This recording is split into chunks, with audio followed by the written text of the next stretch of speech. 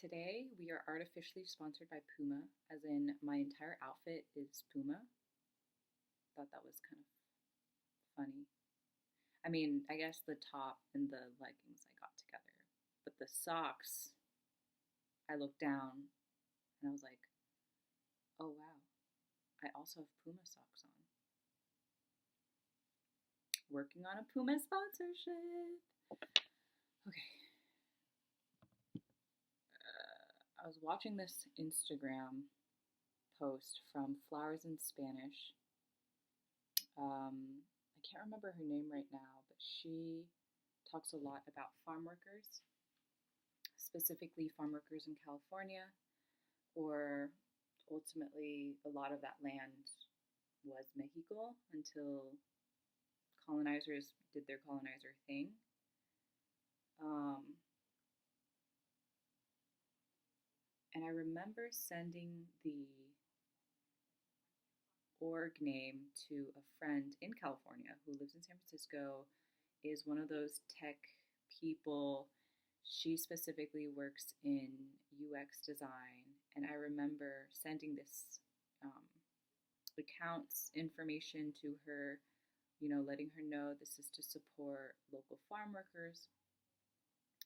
Of course, it did kind of suck that right before I sent her this, and this was months ago, I sent her a fraudulent, like some scam that someone was looking for money. And yes, like I learned my lesson there.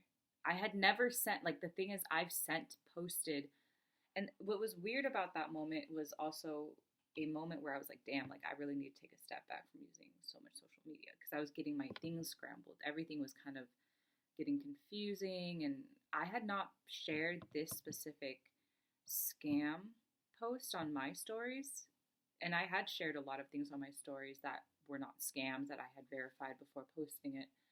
But also it was just weird that like at this random scam came up and I ended up sharing with her. I didn't share with anybody, which is also why like all of it is just so weird. But regardless, right? At the end of the day, she and I, our friendship, to be honest, from my perspective, was already pretty much not there. But there's been times where she's reached out, told me that she got cats and all that stuff. So I was like, okay, like, I guess we're still connecting. And I mean, you're literally surrounded by all these tech bros, people with money. But of course, they act like they don't have money and they all live. And I mean, if you live in San Francisco, yes, like, due to a lot of things, the relativity of the wage gap is different. But at the same time, it's like, okay, yeah, of course, if you compare yourself to a billionaire like fucking Elon Musk, you're definitely not making money, but because you're not colonizing the way that he is, you're not abusing power the way he is, you're not abusing privilege the way he is, you're not, well,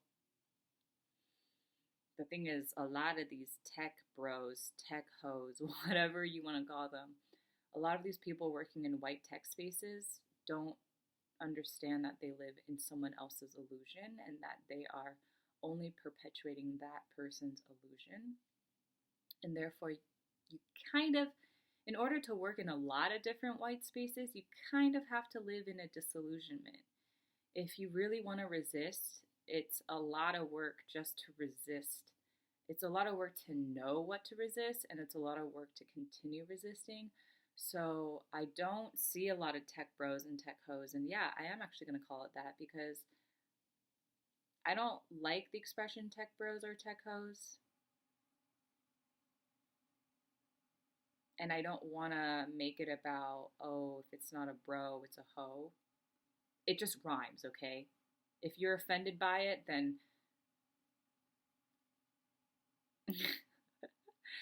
I ultimately obviously understand that each individual is their own human. And if I have an individual relationship with someone who is considered a tech bro, my literal brother, blood brother, is a tech bro, except for he's not someone who got into it because of the money. He literally has been passionate about computers since he was like a baby. I mean, the moment he was able to even be around computers and stuff, he was basically building his own computer. By the time I was of an age where I had consciousness of things, because he's 7 years older than me, he had already built his second computer by hand. Like, my brother is a full on nerd when it comes to that stuff. And I have mad respect for him. Like, I appreciate that he really liked it. He really knew that he wanted to continue doing that, and he's been doing that for my entire lifetime, basically. You know, like, go him, congrats. He's living an amazing life. He's making money that is ultimately kind of goes back to, yes, living in someone else's disillusionment. And it is very frustrating. It has been very frustrating growing up with the type of energy that he exudes, because sometimes, especially when he is clearly, he's been in this world like 24 fucking 7 his entire life for so long. So certain things are so fucking obvious to him. And of course, my parents are migrants who, one, have to even understand the language and then the culture. And then on top of that, super white supremacist tech space. Yeah, like, I don't like it when he speaks to my parents in that way, where he's like, y'all should know. And it's like, I get it. I get the general gist of it's frustrating because my parents don't know. But at the same time, like, they speak and they know of a whole other fucking culture and a whole other fucking way of living before coming here at the age of like in their 30s, and then learning just everything, surviving, raising children, having their own careers, and eating well. You know what I mean? Like, there's just so much to it. And ultimately, you know what? Like, this is the backfiring of Chinese Asian households giving way too much credit to boys and men. But either way, going back to that story of my friend, who is no longer really my friend anymore. And I remember sending this account, or at least some fund related to the farmers, you know, wanting assistance or needing assistance, needing funding. And I remember I sent it to her and she was just like, I don't really support charities. I don't even remember how she said it. I'm not going to look it up. But basically something along the lines of, I'm not going to support charities that I don't know about, you know, that I can't look up on another white website called Charity Navigator, whatever the fuck. Like, ultimately, she's in a disillusionment, and I'm not here to try and work her way out of it, right? Like, she has to figure that shit out on her own. She's also someone who does drugs, aka not just things like marijuana, but she was someone who went to her therapist when I met her in college to get pills, you know, to get prescriptions from her psychiatrist. I don't remember what pills they were, but, you know, she was very aware about her abuse of drugs. It was definitely like, you know, now that I think about it, it was a very interesting relationship. I think partly I really do love her as a human. I think she's been fucked up by the whiteness around her because she grew up in a white space. Um, you know, grew a lot of different defense survival mechanisms that popped up in different ways. Settled a lot for not so healthy dynamics. And at the end of the day, you know, you can't hate on a person of color living in a white world. You can't hate on what they've done to get to where they are now. Of course, she makes a shit ton of money from working in the tech space, living in California, being around other tech people, getting into more illicit drugs and like cocaine. Like, I remember visiting her for a birthday. It was a surprise trip, and she got sick at a certain point. Like, she was just like not feeling well. She wanted to sleep, you know, kind of chaotic, like chaotic tiredness, I guess. And she's like, it's probably because I've been doing coke every day for like the past week. And I was like, yeah, you know, that might be it. Doing not, I don't give a fuck about the legality of it, but doing drugs that are not natural, like, you are literally asking to be fucked over. I have no problem. Like, I have personally done cocaine because I was like, you know what? I'm not going to say no. I've done acid, I've done Molly. I think that's it because I don't count shrooms and weed as that same compartment, you know? Not to say like, oh, they're bad or good. It's not even about that. It's just shrooms and weed literally grow from the ground and then you just like take it in if you want to and it just enhances you and it doesn't, you can't fucking die from that shit. Actually, I don't know if anyone's died from Molly or LSD, but that's not the point. The point being is, I remember just being like so annoyed when she was like, oh, well, I don't support anything that isn't on a site like Charity Navigator or whatever the fuck.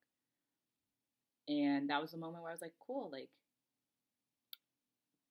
these are the moments when I go, there are people in this world, even if they're my friend, that I cannot change, that I cannot shift, that I cannot influence because they're not open to it. They don't want to. They are literally, if anything, intentionally trying to distance themselves from it. The fact that she, and yeah, sure, I had sent her a scam situation prior to that. I apologized. I recognized, you know what I mean? Like, I recognized, I apologized. And at the end of the day, like, our friendship was already not that solid at this point. There had been other moments where I'd gone to her for emotional advice, and she basically just told me I was being too much. You know what I mean? Like, at the end of the day, this was a friendship that kind of had its expiration date coming, and I have a tendency to hope. Coming from an abusive background, I think that my defense mechanism, my hope is very, very strong. For me to be present right now, existing and surviving and thriving, is a result of that hope. At the same time, it is a result of all that anger. And there are so many things that I have been healing from in the past few years that I have been very intentional and very hardworking, honestly, with healing a lot of these things because I don't want to carry these defense mechanisms and survival mechanisms into my later years. I literally have had that goal since tapping out of the matrix to intentionally heal my wounds, to constantly grow and develop past certain moments in my life that I do not want to cling on, do not want to become comfortable with things that have harmed me and have harmed other people. I am healing myself so that the rest of this world's suffering can be just a little less. And I heal myself so that people know of what healing can look like and what it can be, and that you can be successful and that you can be peaceful, you can be all these things and also be tapped out of the matrix and be building new systems for yourself. Of course, I'm recognizing my privilege in all of this, and I'm very, very grateful for my privileges that have allowed me to do what I do. I keep it in balance because I do so much for the community, and I don't say that to be like, I do so much for the community. I love building community. I love connecting people. Regardless of where I would be, I'm doing it. I was very constrained when I was working in corporate doing it, but I still did it. Plethora of people came to me for conversations, and I worked in HR, and I did not work as a HR manager or whatever the fuck titles they have. Ultimately, people resonate with me, and I love that. I love that by me continuing to be my authentic self and me practicing my truth, me spewing my truth. Ew, that sounds weird. Me sharing my truth. I am glad that people are able to resonate and connect with that. And I value that. I value it extremely. At the same time, going back to that hope, going back to these elements where I know that sometimes I hold too much hope for certain situations or certain people who honestly don't ask for it, don't really want it, and therefore don't deserve it. I don't like using the word deserve, but ultimately, if they don't want it, sometimes I still try. And that's the part that I need to take a step back from. There are definitely people in my life who, if I needed something, I'm not sure that they would come through. And I don't know why I would keep them in my life. I've worked really hard to constantly redefine what a healthy relationship is for me, how I want to have my relationships with my birth parents, with my blood family, with friends, with partners, with romantic partners, business partners. I'm constantly defining what exactly type of relationship I'm okay with that makes me feel good, that is here for my highest good in that sense.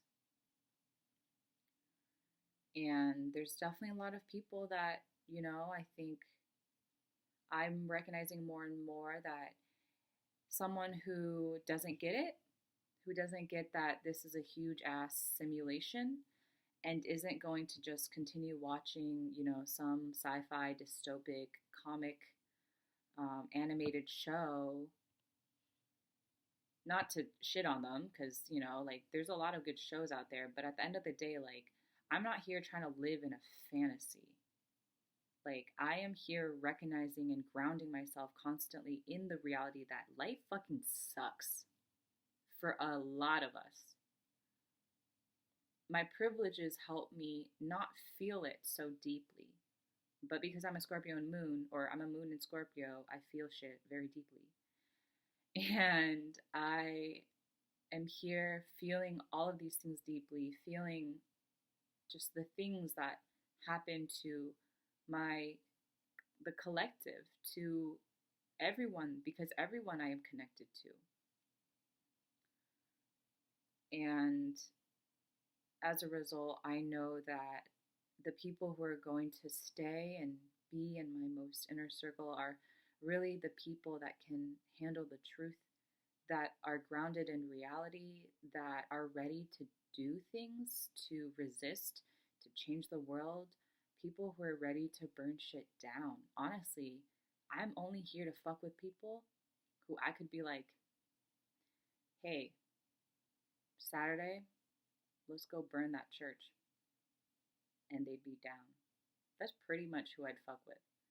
Obviously, there are some people who might not be that person, who are like, hey, I'm not going to be the one who burns it, but, maybe I can plan it out with you, or whatever, support you in some other way, or, like, drop you off, or whatever the fuck. Like, okay, like, obviously I don't have plans to do that. I'm neither confirming or denying. But the point being is, I can really only fuck with people who get the truth and are doing shit, whatever that may look like in their own life. Whether it's literally just decolonizing your mindset, that is so fucking powerful.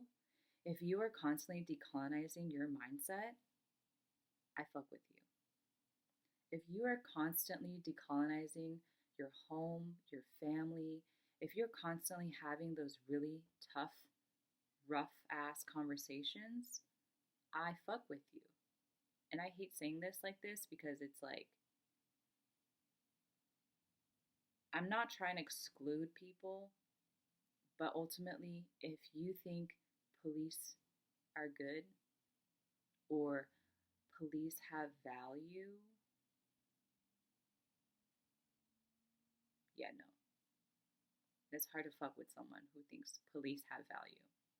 When I think about a situation, I'm like, okay, like, if I were seeing someone, for example, actually, a few months ago, I was out downtown, and all of a sudden, these girls were getting kind of loud. I was on the street walking, and there's a bunch of women who were getting loud and kind of violent. But at the same time, I was like, hey, I don't necessarily want to just like tap into someone's business. And then one woman was like, hey, come help. Like, don't laugh, because there's a few other people on the street. Stop laughing and actually help. So then, of course, I was like, okay.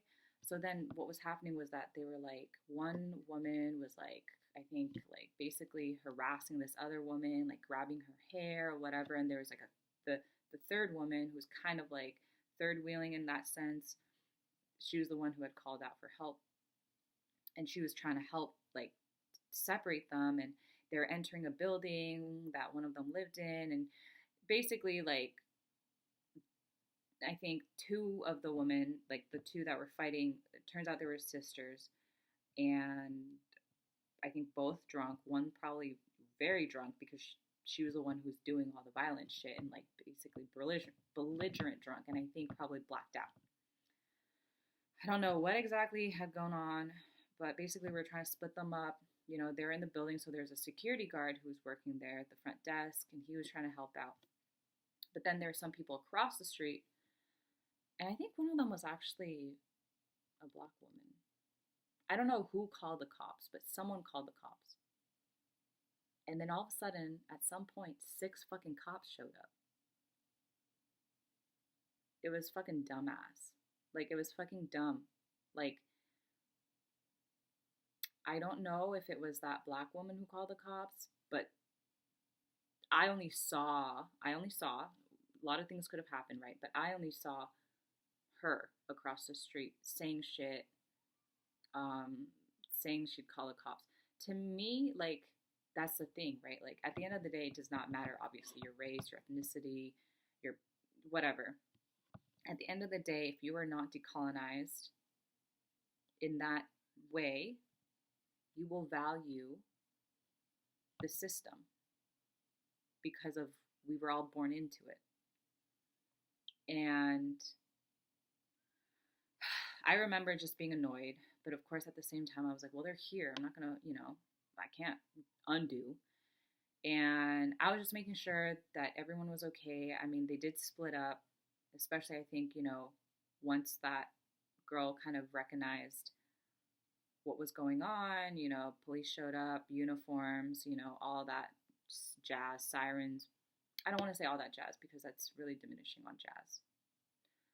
All that bullshit of police violence, showing up, ultimately did probably trigger something in this woman, and so she split away. And then at some point she started hyperventilating and having a panic attack, which is fair, like it's natural with everything that you've been trying to let out and harming your sister. And then all of a sudden cops showing up, like, yeah, that's a lot on the emotional mind, especially if you are belligerently blacked out drunk. And I don't really remember why I brought this up. Oh, yes. See, in that moment, while I split them up, did my best to split them up, like, it wasn't something that I could take on just myself. My partner was with me. He did what he could do, but neither of us are trained. None of us are necessarily knowledgeable of how to handle something like this, right? Very few of us in this world know how to handle this. Personally, I resonate a lot with the nature of how violent women can be when they are angry and emotional, because I personally have been through it. I have been traumatized by the violence and anger of my mother, and naturally she passed it down to me from her doing things to me and abusing me, and naturally living with my partner in a domestic situation. A lot of those things came out of me as well that were unhealed wounds.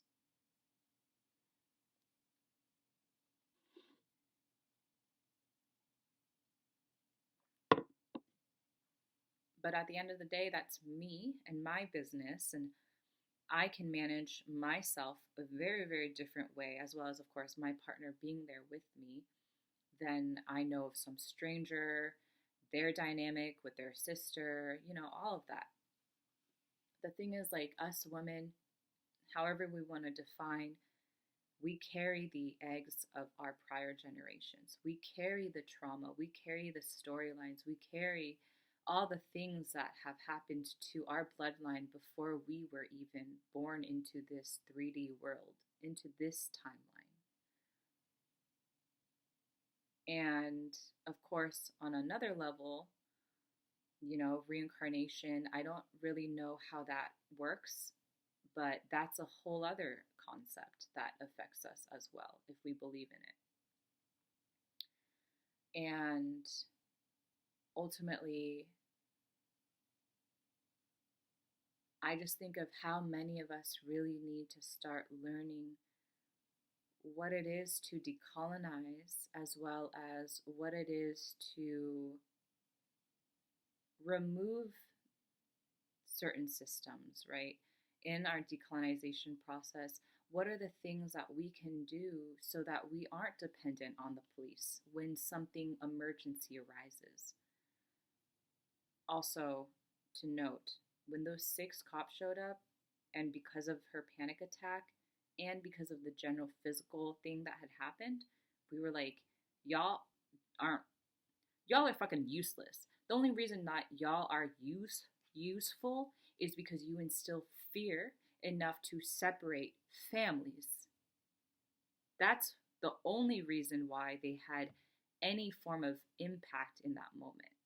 When we told them, hey, seeing as how she's having, a panic attack and she's been harmed, y'all should call an EMS since y'all are literally fucking useless. Okay? Police are fucking useless other than separating families and creating more violence and instilling fear. That's their only purpose, as we know, their only purpose. Of course, for people of privilege, even me in that sense, because I am ultimately seen as innocent in the system, because I am light skin, complexion Asian, East Asian features, I am considered someone protected by the police, by law enforcement. Now, regardless of that fact, we were like, you should call the EMS because they're the ones who actually can provide medical attention, can provide something much deeper and more useful and 1,000 times more valuable than the fucking police brigade. Of course, that took forever to get here. So we tried to wait until they got here, but then it was just like, literally, it was taking so long that we're like, okay, we need to live our own lives. Unfortunately, like, we're not giving these people to the police. This was just a situation we found ourselves in. But regardless, how many people, one, will stop to make sure a stranger is okay? That's the very first thing. The bystander effect is very fucking real. With all the videos I've been coming out about violence against Asians, especially in California, San Francisco area, there's this one video where someone basically followed this woman home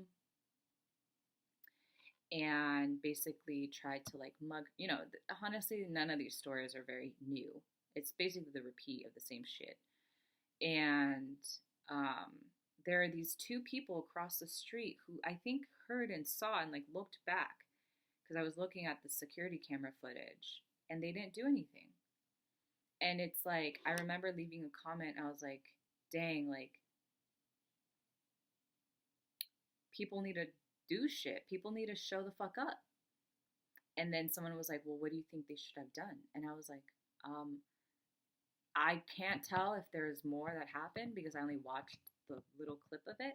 But it's like, I mean, even if they did not do anything, as in, even if they did not, let's say, I think the guy had a gun. Let's say he had a gun, right? Obviously, I'm not saying, oh, put yourself in danger for a random stranger. At the same time, if we were all present with the reality, with the truth that we're all connected, I think those people would have reacted differently. Whether or not they ran after the guy, especially if he had a gun, or whether or not they tried to disarm the guy, I'm not saying that they need to have that knowledge, but I'm also at the same time saying, why don't we have more of that knowledge?